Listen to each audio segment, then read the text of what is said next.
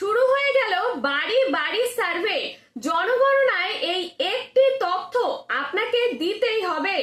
আপনি যদি এই তথ্য না দেন তাহলে পড়তে পারেন কিন্তু বিপদে। কি সেই তথ্য আজকের এই ভিডিওতে জানিয়ে দেব। তবে আপনি যদি এই চ্যানেলটিতে নতুন হয়ে থাকেন তাহলে অবশ্যই এই চ্যানেলটি সাবস্ক্রাইব করবেন। তো চলুন ভিডিওটি শুরু করি। দেখুন, আপনারা তো প্রত্যেকেই জানেন যে 16ই আগস্ট থেকে জনগণনার কর্মীরা আপনাদের বাড়িতে এসে এই সার্ভে শুরু করবে। ইতিমধ্যে বহু পরিবারের কাছে গিয়ে কিন্তু এই জনগণনার সার্ভে শুরু হয়ে গিয়েছে। তবে এখন যে প্রশ্ন হলো যে জনগণনায় কোন একটি তথ্য আপনাকে দিতে হবে। দেখুন, প্রথমেই বলে রাখি যে জনগণনার কর্মীরা যখন আপনাদের বাড়িতে আসবে তখন আপনাদের যেমন Aadhaar card, voter card, PAN card, ration card এবং জন্ম শংসাপত্র, ড্রাইভিং লাইসেন্স, মোবাইল নাম্বার এই তথ্যগুলো যেমন দিতে হবে, তেমনি আপনার বাড়ির গঠন কিরকম রয়েছে, বাড়িতে আপনার জলের উৎস কি রয়েছে, আপনার রান্নার জ্বালানির কিসের ব্যবহার করছেন, বাড়িতে ওয়াইফাই আছে কিনা, মোবাইল, টিভি এইসব প্রশ্নও করা হবে। তারপরে আপনার বাড়িতে ছাদ কিরকম রয়েছে, এই সব নর্মাল যেরকম প্রশ্ন করা হয় সেই রকম এরকম 33টি প্রশ্ন আপনাকে করবে।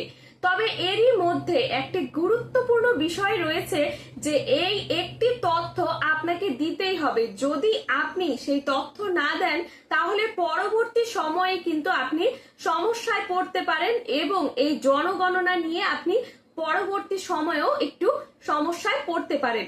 তবে এবার জেনে নিন যে জনগণনায় কোন একটি তথ্য আপনাকে দিতেই হবে। দেখুন, আপনি যদি এই 1 আগস্ট থেকে 15ই আগস্টের মধ্যে যে সেলফ এনুমারেশন ফর্ম জমা করে থাকেন অনলাইনে, তখন এই যে সেলফ এনুমারেশন ফর্ম জমা করার সময় আপনাকে সেখান থেকে একটি সেলফ এনুমারেশন আইডি নাম্বার দিয়েছিল। সেই আইডি নাম্বারটি এখনো আপনার কাছে রয়েছে। সেই নাম্বারটি আপনাদের এই গণনা কর্মীদের কাছে দিতে হবে এবং গণনা কর্মীরা আপনার সেই নম্বরটি নথিভুক্ত করবে এবং আপনার বাড়িতে আপনি যে তথ্যগুলো দিয়েছিলেন সেই তথ্যগুলো তারা যাচাই করে দেখবে যে আপনি সঠিক দিয়েছেন কিনা। এমনকি আপনি যদি কোনো তথ্য সেই তথ্যের মধ্যে ভুল দিয়ে দেন, মনে করেন যখন আবেদন করেছিলেন কিছু না কিছু ভুল হয়ে যেতে পারে, আপনি যদি ভুল দিয়ে ফেলেন তাহলে কিন্তু এই গণনা কর্মীর কাছে বলে আপনি সেই তথ্য সঠিক করে নেবেন। তবে এবার প্রশ্ন হলো যারা অনেকেই রয়েছে যারা সেলফ এনুমারেশন জমা করেননি, তাহলে তাদের কি হবে।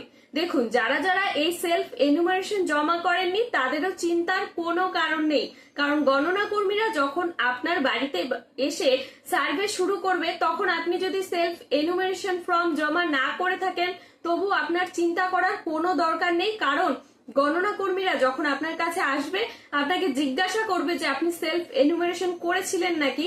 যদি না করে থাকেন তাহলে তো কোনো চিন্তা নেই, আপনার কাছে ওনারা সব তথ্য জিজ্ঞাসা করবে, আপনি সেই সঠিক তথ্যগুলো তাদের দেবেন। তবে একটি বিষয় বলে রাখি যে এমন কোনো বাধ্যতামূলক নিয়ম নেই যে আপনার যে ডকুমেন্টস গুলো থাকে, যেমন আপনার Aadhaar card, voter card, PAN card, ration card, এই তথ্যগুলো কিন্তু গণনা কর্মীদের দিতেই হবে এমন কিন্তু কোনো নিয়ম নেই। এই জিনিসগুলো আপনি হাতের কাছে রাখবেন যাতে আপনার নিজে কোনো তথ্য আপনি নিজেই না ভুল দিয়ে দেন, সেই কারণে এই তথ্যগুলো হাতের কাছে রাখবেন।